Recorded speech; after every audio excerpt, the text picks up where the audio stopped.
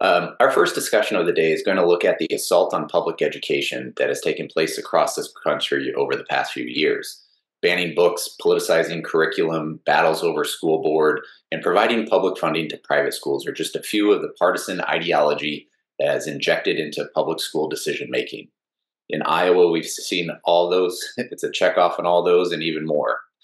Our panel will discuss what is behind these attacks, what is more to come, and more importantly, how to fight back against a lot of this so we can protect our public schools. Now we welcome in our panel Laura Pappano, Pappano, thank you, is an award-winning journalist and author.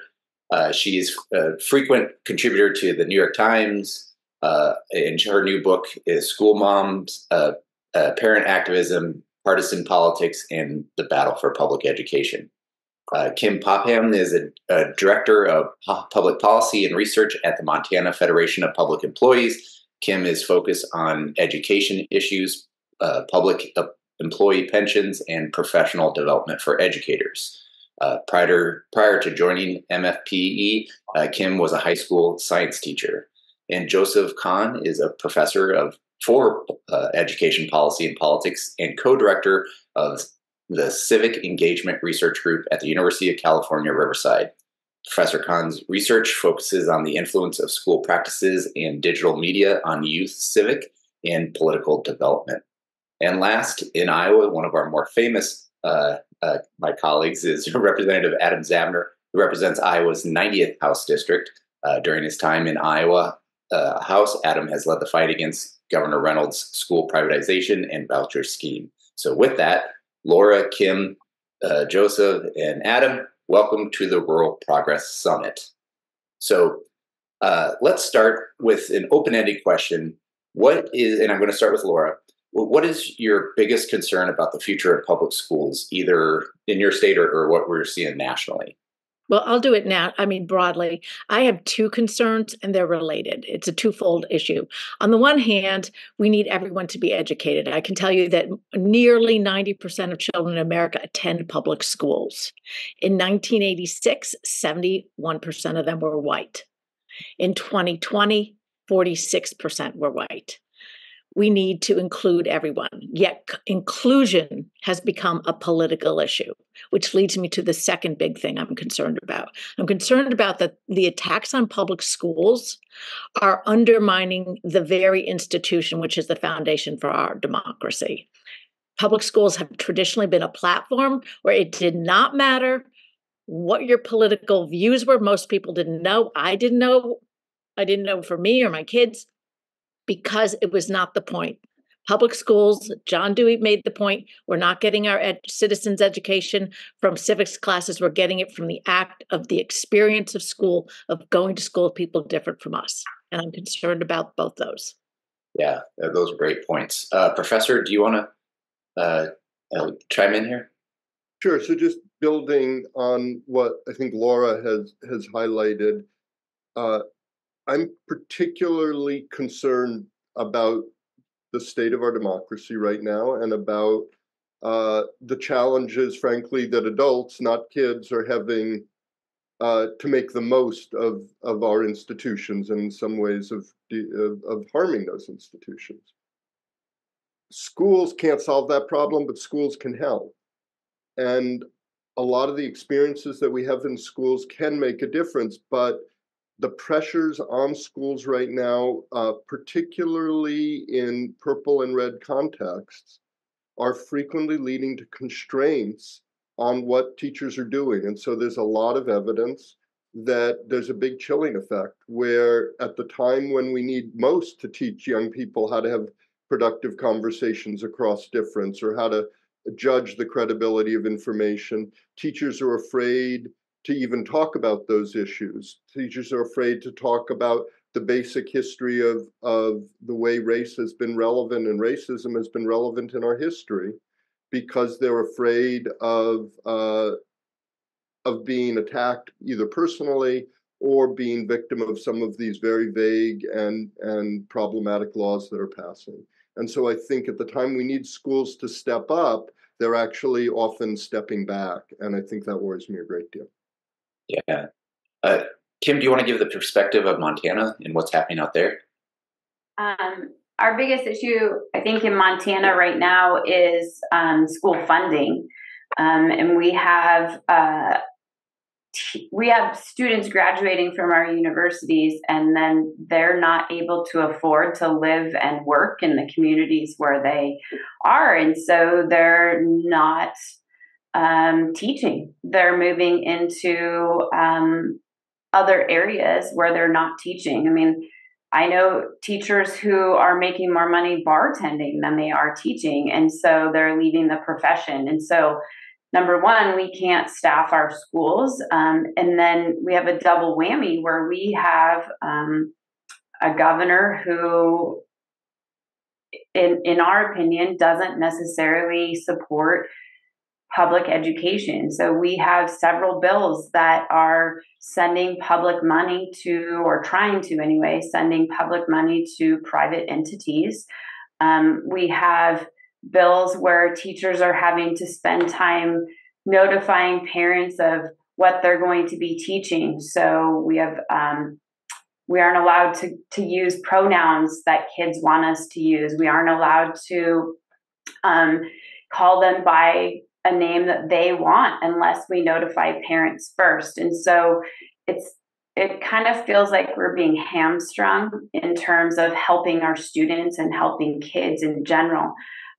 So school funding in Montana is a huge issue. And so we're losing teachers, and then the teachers that are there, they're just overwhelmed with all of the bills that are being passed that are, as the professor said, we're not allowed to teach the way we would normally teach. Yeah. Adam, do you want to, that's a good segue, I guess, of talking about governors who don't want to invest in public education. Adam, do you want to talk about what's happening in Iowa? Yeah, thank you, JD. I'm sitting here in Iowa City. I'm about 15 minutes north of a small town called Hills, Iowa, about 1,000 people. And as our school year wraps up this week, unfortunately, it's going to be the last day at Hills Elementary School, the smallest school in the school district here in our county, that has to shut down because of a funding shortfall. And really, the frustrating thing is that if you look at that funding shortfall, it's exactly the amount of money that's being sent to private schools here in the state of Iowa. I mean, the share of that, $130 million that would have gone to our district would have been enough to keep Hills open. And I think it can be hard for folks to understand what that means. It's not just, people having to drive 10 or 15 minutes to go to school in another town. It's, who's going to buy a house on Main Street of a town that doesn't have a school.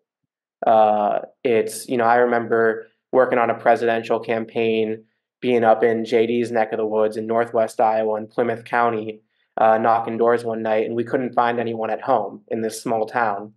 And what we found out was there was a volleyball game. And when there's a volleyball game, everyone goes because these public schools are the civic and cultural centers of their communities. And so when you lose them, it leaves a huge gap. And so when I hear the conversation we just had about the future of our democracy, it's really, really concerning to see rural Iowa losing those civic and cultural centers that public schools can be and really hold the community together. Yeah, Professor, where is this coming from? Because what we saw in Iowa, this is not Iowa voters asking the Republicans to push this. This was top down from the governor on down. She didn't get what she liked in the previous session, and so she primaried a bunch of people. 7 of the 8, I believe, lost their primaries, and so she put in her folks. So is this, where's this coming from? So and I think others will be able to add to this picture. Some of it is coming from nationally funded and often funded by small numbers of extremely wealthy people who are seeing a political upside to stirring this agenda. whether it is a political upside is actually a question. And I suspect we'll talk about the fact that because many people in the public don't actually want a culture war about how to teach fourth graders, many of the people who are being supported to run for some of these school board seats are losing. But we did a national survey of principals asking them about the kinds of pressures they're under, and politics and political pressures ranked at the top of the list. And a number of them said, we're being attacked by a group that calls itself, Fund for Nevada's Children, but it's actually funded by a group in Arizona. I mean, you would have at school board meetings people showing up who not only don't have kids in the school, they aren't even from the school district. And so which is not to say there aren't some people in school districts who have concerns, but there's an enormous amount of money and people outside the system pushing agendas that, as you say, don't have widespread support. But the consequences can be dramatic because most people don't want to go to school board meetings in general. They have very busy lives, but they especially don't want to go to school board meetings if people are going to be yelling all the time, right?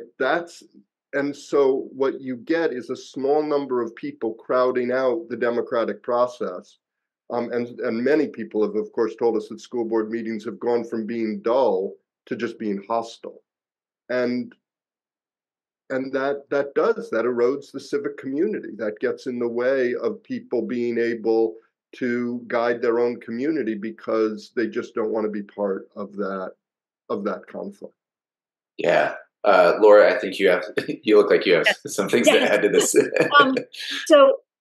Professor Kahne is absolutely right. I mean, there is a concerted effort to undermine public schools. It's happening at different levels. And you'll see these groups with lovely sounding names, Parents Defending Education. I mean, what could be better than that? And yet the agenda behind these groups is to exactly undermine and destroy public education.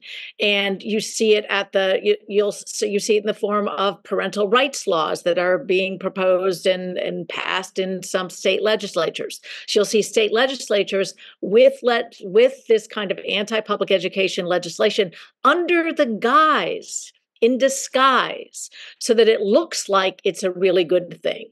And you'll see that the same language, groups like ALEC or the Goldwater Institute will create model legislation, which then shows up, in across the board in legislatures.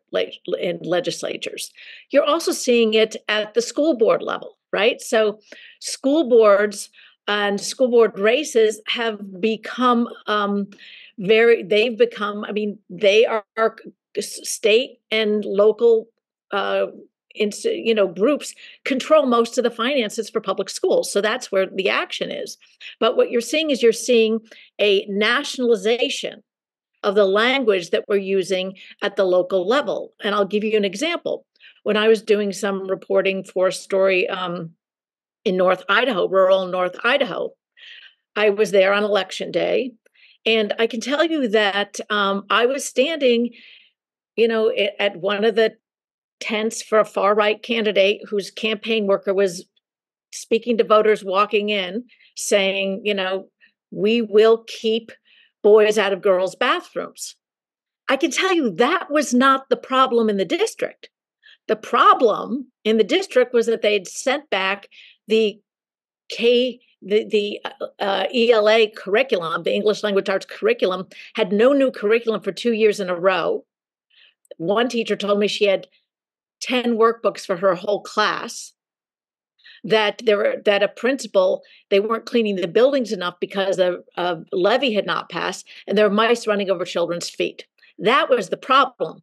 And yet the motivation was the fear of quote unquote transgenderism, which is a slur in itself, but a national language kind of grafted onto local issues, and people at the local level using it to gain power.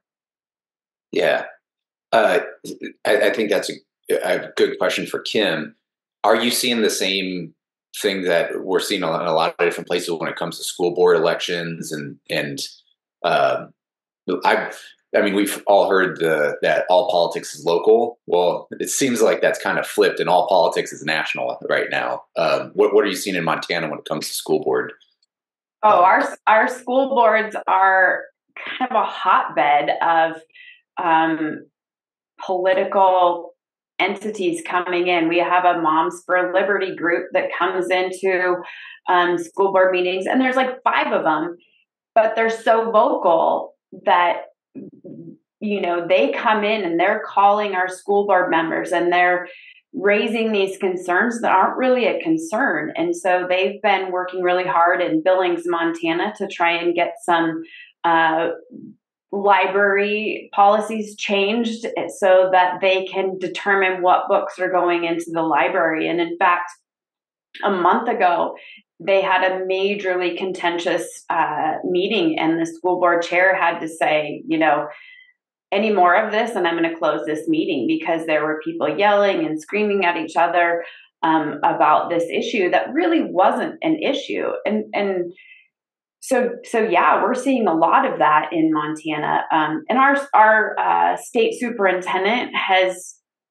perpetuated this lie that there are litter boxes in schools because kids want to be they want to identify as cats. And so she has said in our state legislature that there's litter boxes in school, and it's an absolute lie, but she has gone up to our state legislature and said that. And so I don't know where she's getting that, but she's saying those things. And of course, the news picks it up and says that. And so there's people that believe that when it's not happening.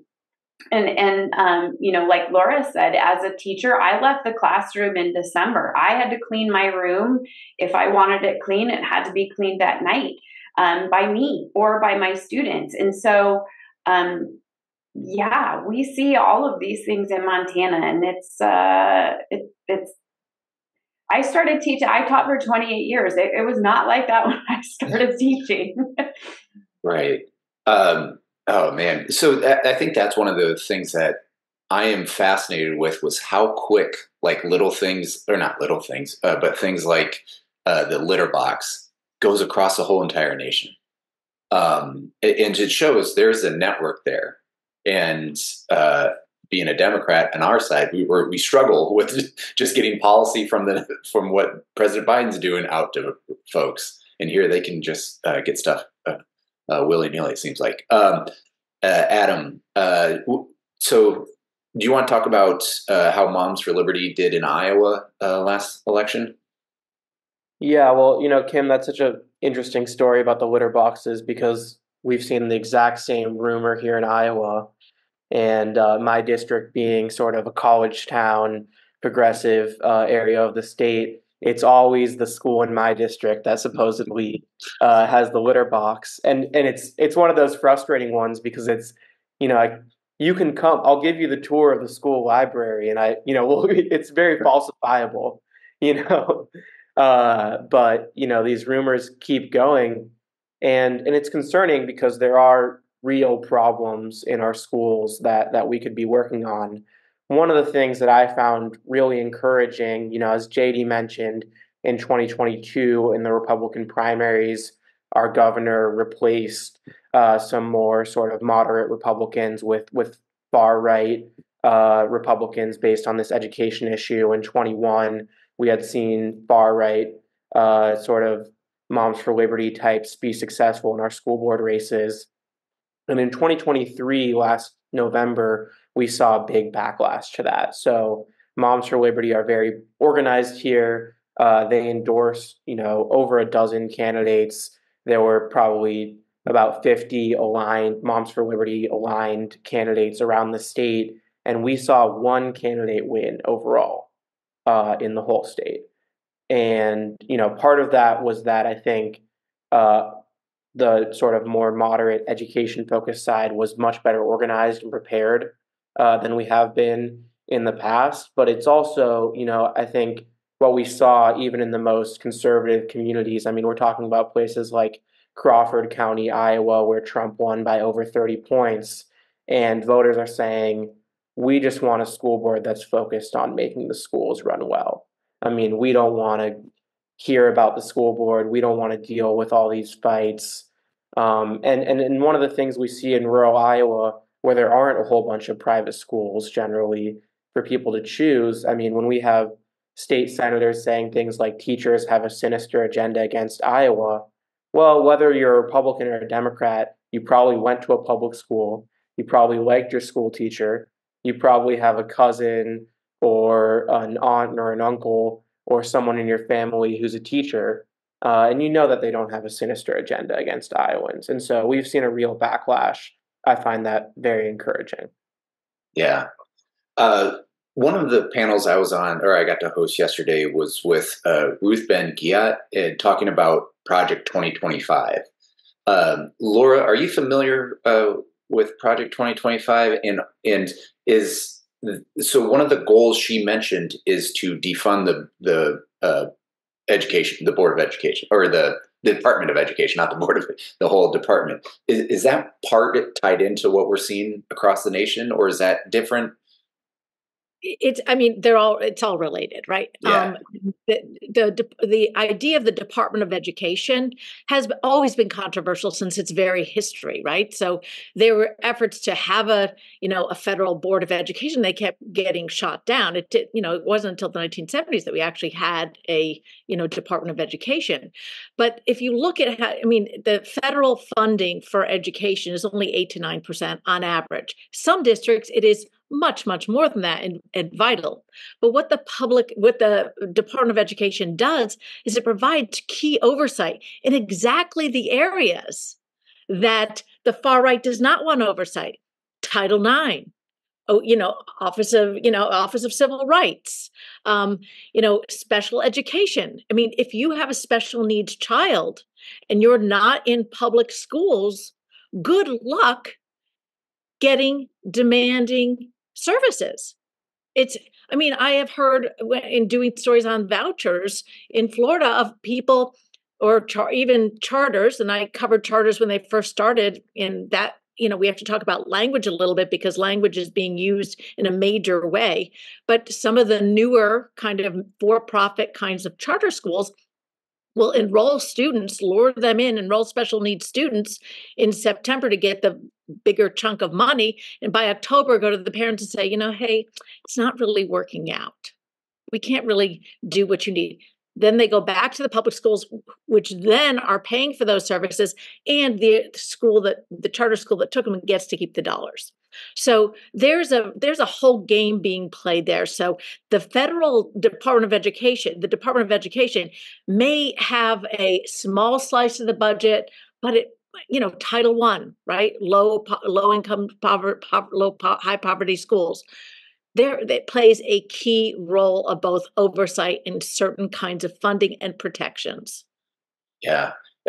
Kim, are you seeing, is that something that you're seeing in Montana where special education is kind of being, attacked, I would argue? Yeah, and in fact, last year, our state legislature passed a bill that would create a special education savings account. And MFPE and some other education entities have it in court right now, because basically what it would do is if parents decide to pull their kids out of school, they'll take all of that special ed funding and it goes into an account, and there's zero accountability for it. And so there was one article that I read about it where they said they could keep that money until the student graduated, and then they could potentially use that to send their kid to college. So there's zero accountability on how parents are spending that money to get the services for the kids. And as Laura said, these private schools are taking these special ed students and they're taking the money away from our public schools. But when we talk about those kids, when they come back into the public school, because they haven't had the services that they need at the private school, it's a double whammy then, because that student is even more behind than they might have been in the beginning, because, and so the private or public school, who's not getting the money that went to the private school or to this education savings account, but then the students also not getting the education that they deserve and that they need. So when they come back to the public school, there's that double whammy. But yeah, and we have that in court, and so we're hoping that we will prevail, so that that will not move ahead. But I do know our Office of Public Instruction right now is moving ahead as if it's not in court. And so it'll be interesting to see what happens with that. But yeah, definitely we're seeing that in Montana. And Adam, are special needs education being attacked in Iowa? Yes, they are. And I think, Republicans like to call it school choice when they talk about vouchers, and they like to pitch it that families will have more options. And the truth is, school choice is about the private schools being able to choose their students. And we've seen that in a variety of ways. Many private schools in Iowa do not accept students with disabilities. That's not the only type of discrimination. Many don't accept students of a certain religion. What we've seen here in Iowa, there was just a Princeton study that came out. Our voucher system is phased in steps. And so it won't be until 25, 26 that all income levels are eligible.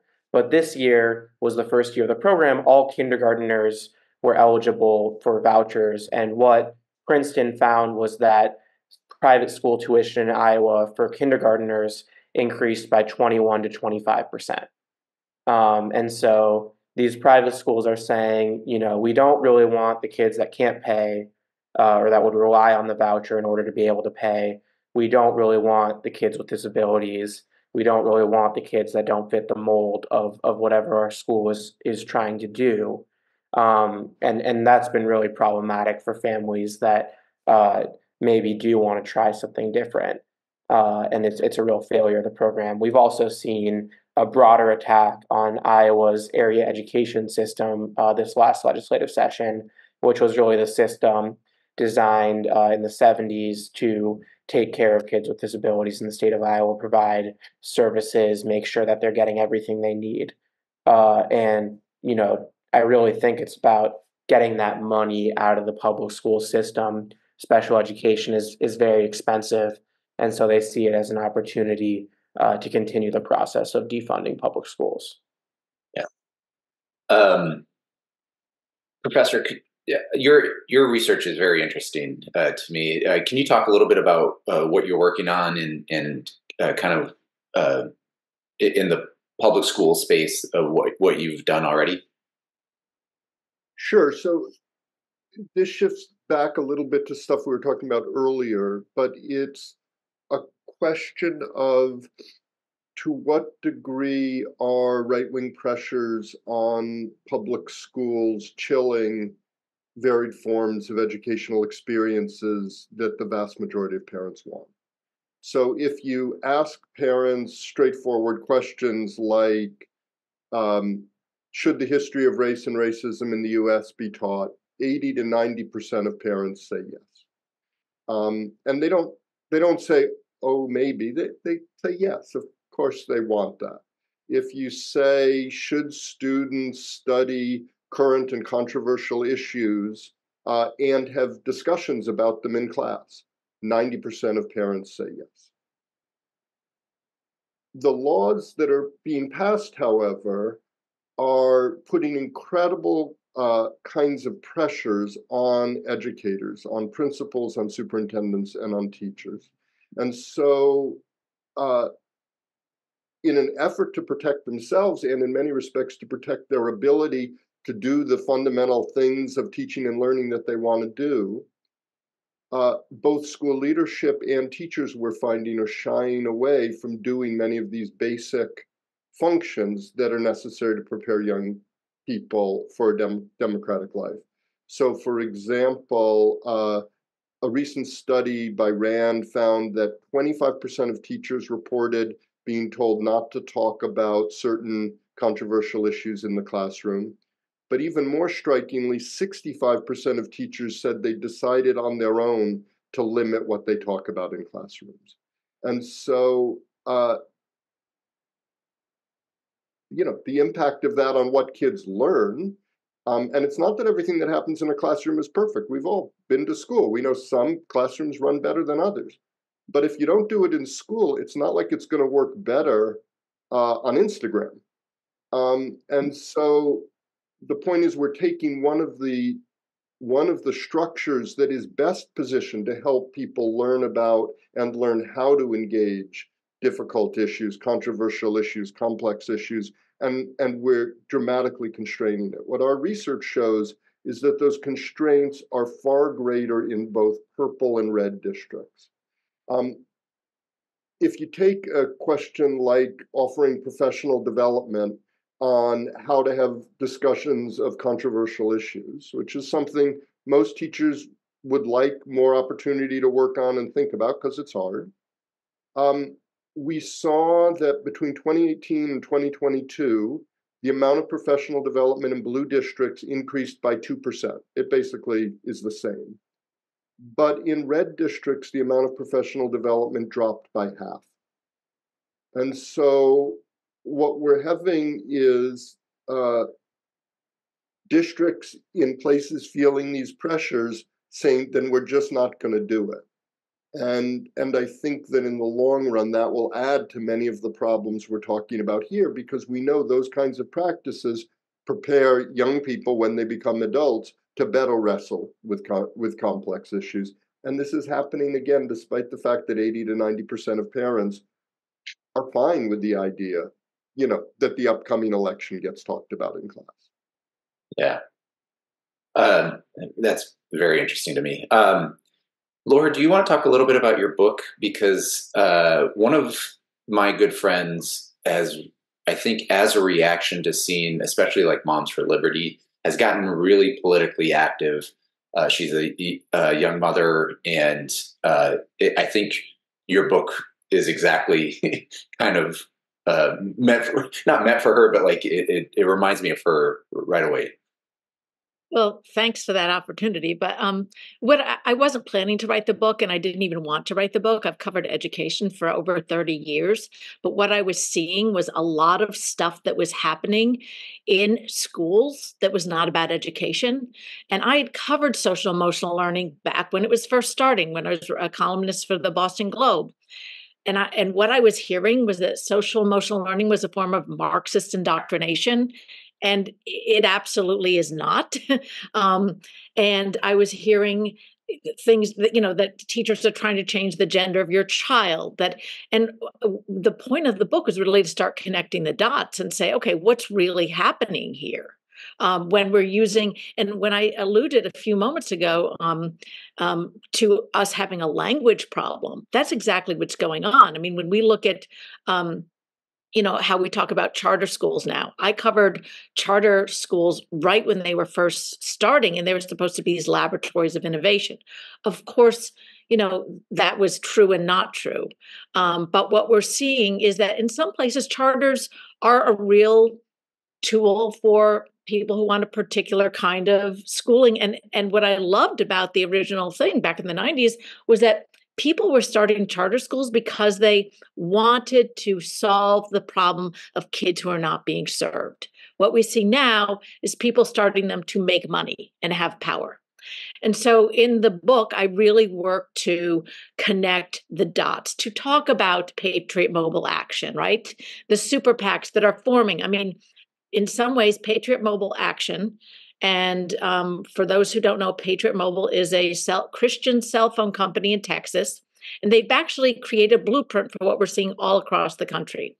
And that blueprint is that they discovered that you did not have to spend massive amounts of money to basically change a school board and therefore change the whole environment of everybody in that community.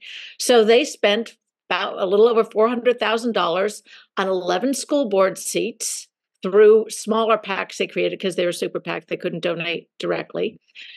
They won all those seats, flipped multiple school boards, and those school boards then changed policy. And I'll give you one example of that. Keller, Texas, completely changed the school board to a far-right school board majority. And they decided that library books were a problem and that they wanted control over them, and that librarians, despite being trained, deeply trained to curate and make selections for their campus, that instead the school board would approve the purchase of every single library book. So suddenly you've gummed up the practice of supplying books to the library with the school board. And I watched a 5.5-hour school board meeting, which is now what we see a lot. And I watched a middle school librarian get up and say, I cannot get books on camels or football or squirrels in a timely manner. I cannot get books. I cannot get the latest Guinness Book of World Records or the new Diary of a Wimpy Kid because you have changed this policy. And she goes, I have kids who walk up to me and say, where are the new books? And she said, I do not tell them that it's political. So the consequences are deep. And in Texas, when I was watching these races, what was disheartening was that it doesn't take a lot to elect these people, dollar-wise or turnout-wise. Some of the turnouts in the school board races I was looking at were 8 and 10%. So you don't, and people were winning and losing by just 50 votes. So having people turn out, vote, pay attention. So that's why this activism does matter. Yeah, that's a great point. In fact, my local paper, the Sioux City Journal, I sent Adam this morning, the mini editorial was a kind of a shunning to voters, saying we had a primary on Tuesday and they were bummed that the turnout was so low. On the Democratic side, there was no primary anywhere on the ticket, but the Republican had a bunch and still just very low. So you need to get a habit of voting and caring. Absolutely. Adam, which one of your high school teachers made you the Marxist? I'm just kidding. No, we do have a couple questions from people watching. And so, but Adam, I'll ask you, have the panelists noticed voucher proponents shifting language to education savings accounts? Is this a ploy for confusion because ESAs are more a popular concept or a program? Yeah, I mean, I think it makes people think of their 529 plan, which they really like. It's not it's just not, it's vouchers. And it's an interesting thing. I think we've talked a little bit about how the polarization in this country, we're losing the sort of shared language. But Republicans, I mean, one way to really anger an Iowa Republican is to say the word vouchers, because they know just how unpopular that a proposal that is.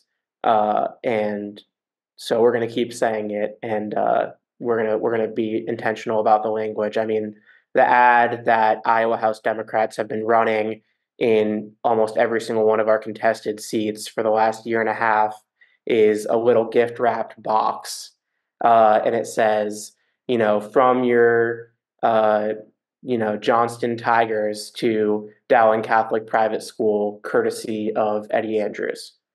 And we need to figure out how to talk about these things. I mean, one of the statistics, we actually had to change the way that we classify sports in Iowa because the Des Moines Metro public schools over a decade were 0-100 in football against the private schools, which had more resources and had been recruiting the best football players to come to their private schools.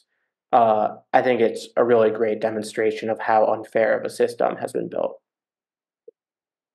Kim, are vouchers, did that get passed in, to Adam's point too, we have educational forums during the legislative session. I'm the only Democrat in 32 counties in Northwest Iowa. So at my forum, it's me with a bunch of Republicans. And I say vouchers every time and one Republican every time. It's ESAs. And I keep on saying vouchers. So did vouchers get passed in Montana? Yes, and we passed them as an ESA. Okay. Yeah, at the last session, that was the first set that was passed, and that's the one that we have in court right now. And so we're waiting. We're supposed to hear from the judge on the 20th of this month to see what's going to happen with it. But yeah, we do have a special education savings account is what they're calling it. And same thing here. They hate the word voucher and they hate the word equity. We don't like that in Montana. So, yeah, but we just have that one bill. And again, we're fighting it as much as we possibly can. And we fully expect that we will have more coming this session, which starts in January 2025. Got it. Okay. Here's another question from viewers. And so I'll open this up to anybody who wants to answer this one. So I'm in Arkansas with the experience living in DC. I noticed in DC there is at least a charter school board giving some level of accountability.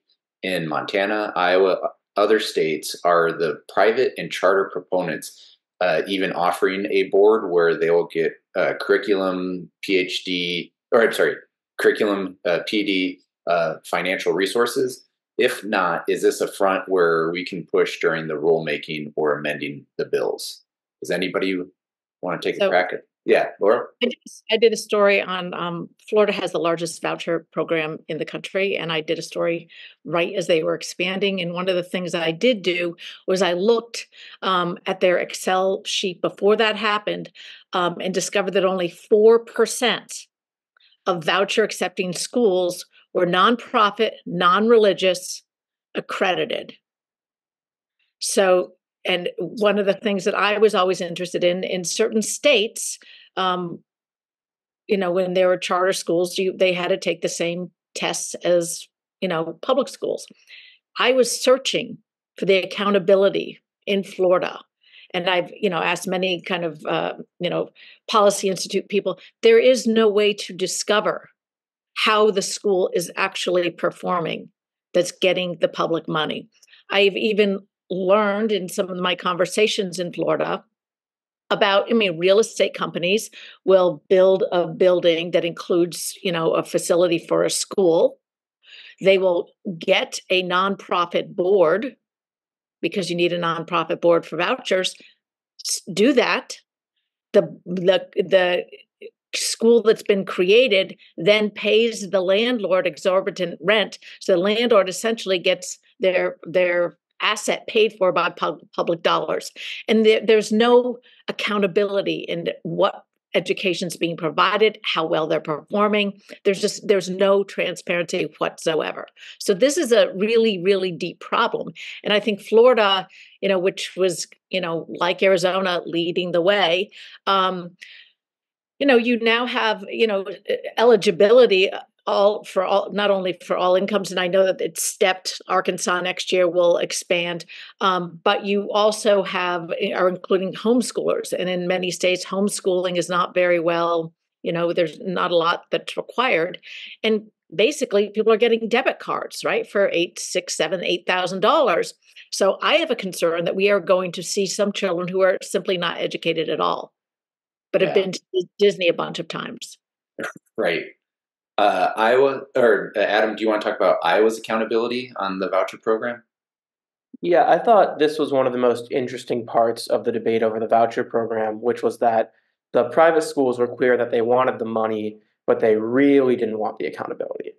And the idea of any sort of increased accountability was a non-starter for them, and it was a big concern they had. And so we don't know what this money is being spent on.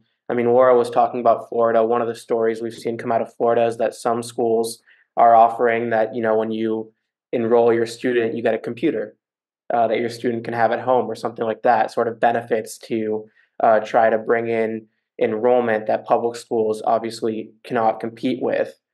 And the other thing, we've heard about a lot of the proposals in this conversation for banning books or limiting how public schools can help accommodate transgender students. None of these regulations in Iowa apply to private schools. Mm-hmm. And it creates this really difficult moment for parents who are upset with some of this sort of very nitpicky curriculum legislation at the state level to think about whether or not they want their kid going to a school that has all those regulations and they don't apply to the private schools. Yeah, and the no mandatory reporting, no auditing, We even have a Republican colleague who's starting his own school in order to do this. And I'm trying to look up here. The Des Moines Register today has an article that says Iowa schools, public schools, pull 3,400 books from their shelves. That's where we're at. Professor, have you? This is a good segue into this question. Book banning and other curriculum restrictions have become another way schools are being politicized by the far right. This includes pushing for education plans that are coded in language for indoctrinating children with outdated and even racist views. Staying with this theme of who stands to benefit from this, who do you think stands to benefit from pushing these sorts of ideological extremes into public schools? It isn't the children. I think that, the book banning, there's a couple different forms of it. So I think, we probably could make some distinctions. But a lot of it is geared at sensationalist stories that aim to both diminish trust in public institutions and public schools in particular, and that are useful for fundraising and notoriety. I mean, I wish we lived in a world where, high school students are constantly perusing bookshelves because, probably the most kids have heard about these books is when they get banned. I mean, it's not to say there isn't a value to having them on the shelf, but many of these books are not getting checked out constantly by all children. That's just not how libraries work, right? And that's not what's going on. But it is valuable, obviously, for children to have access to information, and when those things disappear, they get less of that. The politics, though, isn't about preventing the 2 kids that check out one of these books each year. The politics is about raising money, raising profiles, and I think very importantly, diminishing trust in public institutions. And I think when we look at the growth, for example, as you were talking about with charters, that becomes, and things like vouchers, that becomes possible when people, for reasons that are often inaccurate, lose trust in public institutions. And so I think that's a big part of what's going on here. Again, most parents don't worry about the books in their kids' libraries. They generally are against book banning. And they certainly don't think it's the most pressing issue facing their child, right? And so I think to the extent that we, both in education and in advocacy and, in the legislatures, can hold people accountable for the waste and the distraction of this stuff, the better. Yeah. Laura, do you have any, who stands to benefit from this?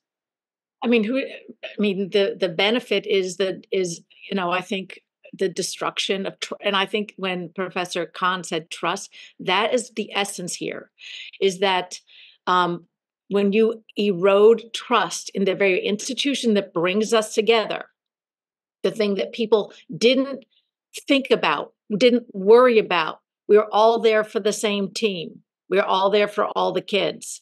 When you undermine that, it allows people to seed doubts and divisions and gain power in these. And this is why, you have this anatomized situation where at one level, the attacks don't really make sense, right? If you make it so that a whole bunch of kids don't get educated, if you make it that public schools are completely underfunded and not performing well, when there aren't enough charter schools and private schools to take them all. So I am just, on the one hand, I'm so puzzled as to, okay, what do you think the end game is here? I have some I notice that we are going really hard on vocational education, and not in the kind of, way of let's kind of expand our view of what success looks like. We're looking at pressing vocational education to serve people of power in particular industries in local communities, and those people are the ones with the power. That's very different. But the problem is there's a lot of nuance in education that's getting blown up right now because we cannot trust. So we're creating a situation in which that undermining, that fighting allows actors, far-right actors, to use it as a tool for gaining power. Yeah. Kim, who serves to benefit this in Montana, and does Montana have a book ban? No, we don't have a book ban at this point, but like I said, there's about 5 people who are supposedly associated with Moms for Liberty who are very vocal, and they're calling school boards and they're saying we need to ban these books. And thank goodness our librarians, don't mess with the librarians is what I've learned, and they've really been fighting it. But so we haven't had too much of it. I feel like things come to Montana slowly. But I do think that we're going to start seeing more of that. Like charter schools and private schools are very uncommon. We just passed a bill to have public charter schools. So it would allow existing schools to have this satellite alt school, if you will, to hopefully serve students who don't necessarily fit into the normal school routine. And so that's been our first. Those schools will open next year. We have a few private schools, one of which is owned by our governor.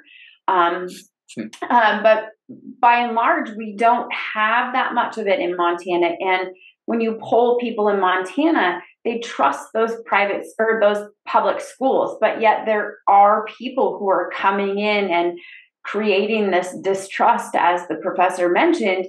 And I live in Helena, Montana, and they had 5 levies because we use levies to fund our schools. All 5 levies failed.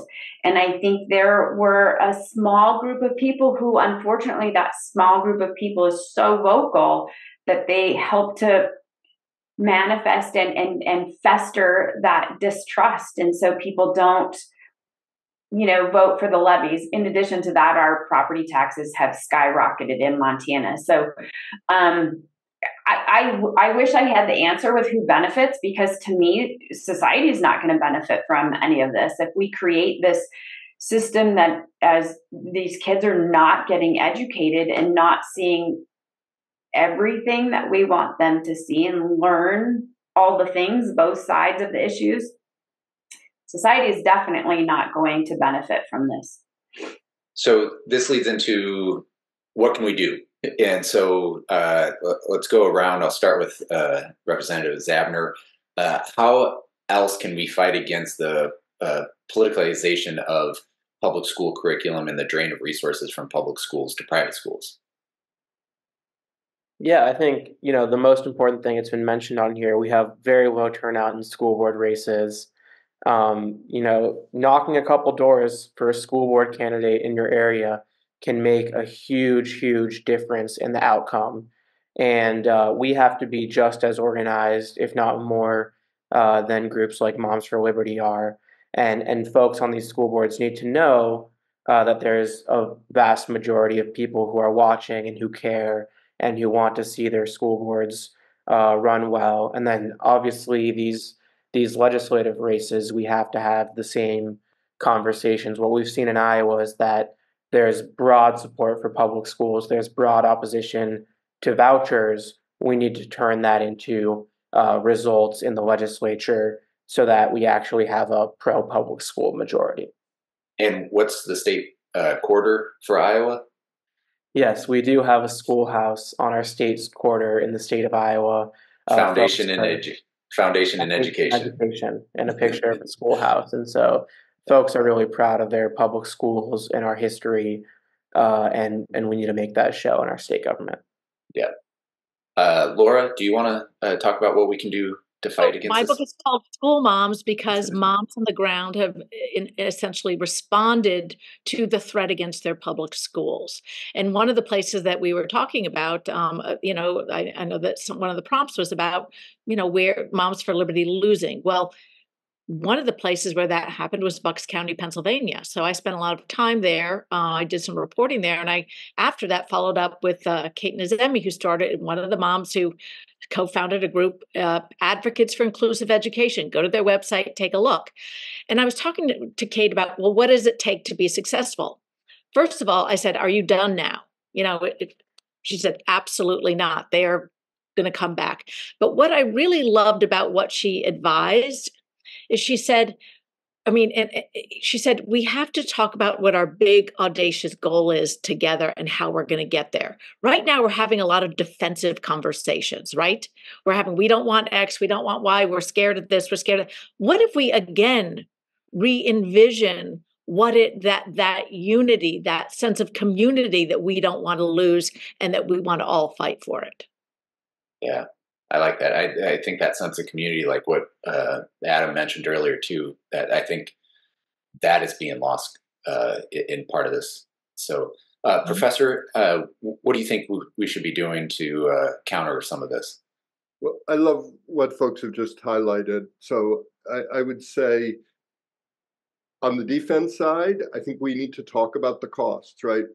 We need to help people see how many things we're not doing because we're spending time and money attending to a few very loud people.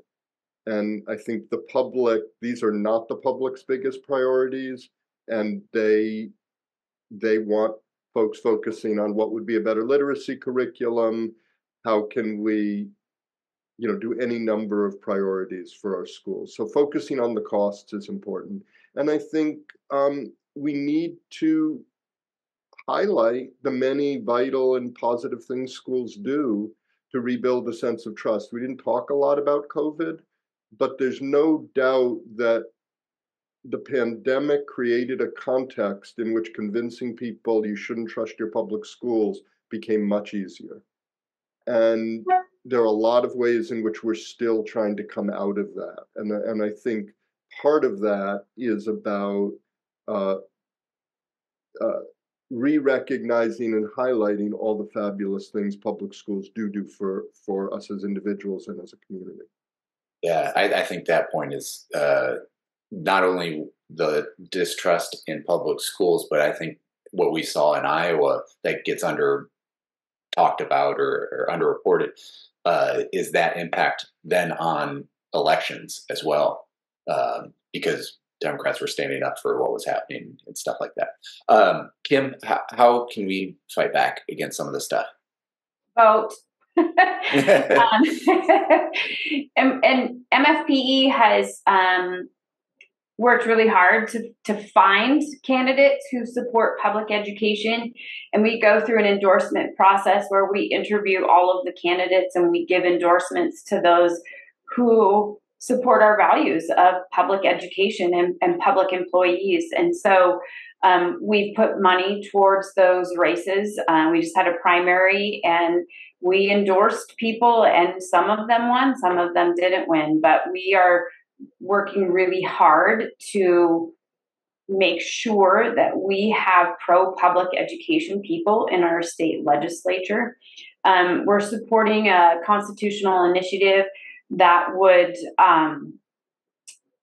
have a top 4 voting instead of having Republican and Democrat primaries. It would be our top 4 vote getters in the primary instead of having Republican versus Democrat, because we just we need to make sure that we have those pro-public education people in our state legislature, because at this point in time, all of these things, and I think the professor alluded to it, like we have this divide and conquer kind of thing where we're so busy putting out fires here and there and everywhere that we aren't focused on, fighting the good fight, if you will. Right. Last question, and it's a two-part question. The first is, what gives you hope? And the second is, where can people follow you, whether it's on social media or follow your work through a website or something? Professor, would you like to start us off? Of course. A lot of things give me hope, but I would say the biggest is I do think people and parents especially are increasingly recognizing these threats and are mobilizing, and we need to support that, but it's very hopeful. I'll stick our website thing in the chat if that helps. It's just civicsurvey.org, and all our materials are there. Perfect. Thank you. And thank you for your research. Adam. Yeah, it's the teachers that give me hope, who, despite all the politicization of their work, are going in every day, doing their best to educate the children in Iowa, and working really, really hard at it. Want to thank the teachers in Iowa who are just finishing up their school year this week. And yeah, folks can find me on Instagram, Zabner4IA. Zabner4IA. All right. Kim, what gives you hope, and where can people follow you?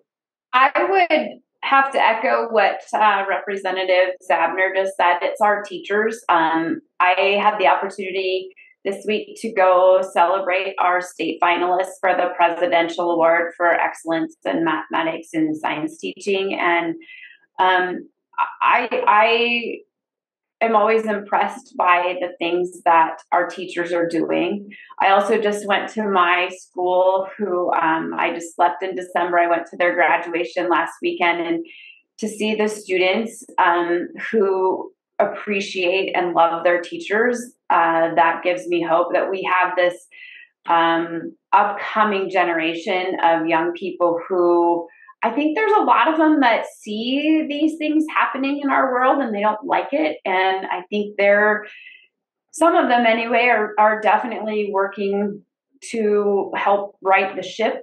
And so, it's our teachers and our young people who give me hope, and I continue to support them in any way I can. MFPE.org, and we're on Facebook as well, is how you can find us and me. Wonderful. Thank you. And Laura, do you want to wrap things up? Well, so what I would say is that there is a lot of hope. I mean, when this first started, I spoke with Liz Micateri and at Moms Stop Moms for Liberty, and I said, Liz, when I was at that first Moms for Liberty summit, they were running away from it. You guys weren't there, and she said it just sounded so absurd that we didn't think it would stick. We didn't think it would catch on. Now they've got chapters all over the place, and there are other moms, Red, Wine, and Blue out of Ohio. And there are moms on the ground in communities who are often, advocates for inclusive education. That includes educators. So educators are showing up and doing, librarians. And what I am discovering when I'm talking with people in some of these communities is I'm like, they're exhausted, first of all. They are exhausted. Teachers are exhausted. My daughter is a school principal, elementary school principal in Texas. People are beat, but they feel a tremendous amount of purpose. They feel needed. They feel called to act. And we are going to need them to act in 2024. And what I would say is that, we all need to show up, support, vote, and be part of this. The second thing I would say is that if you want to find me, laurapappano.com. I at Twitter at Laura Pappano. I was forced to go on Instagram, but I find it really scary because you can very easily make a mistake. But I am there too. And I do run a newspaper for kids in New Haven, Connecticut in grades 3 through 8. And I say that working with kids reminds me every single time I'm hearing from them, the hope is the next generation. Absolutely. Wow, wonderful. So I can't thank Laura, Kim, Representative, Professor, you all enough for taking time. This was very valuable for myself, and I hope for viewers as well. Thank you all so much for joining us at the Rural Progress Summit. Now I'll turn it over to Joel Heitkamp, the co-host of One Country's The Hot Dish podcast, to lead a panel discussion on the future of rural media. And a reminder to our viewers on Zoom, please return to the lobby and select rural media for the list of sessions, or from the list of sessions. And for viewers on Facebook, the stream will resume in a new post momentarily. Thank you all for joining us.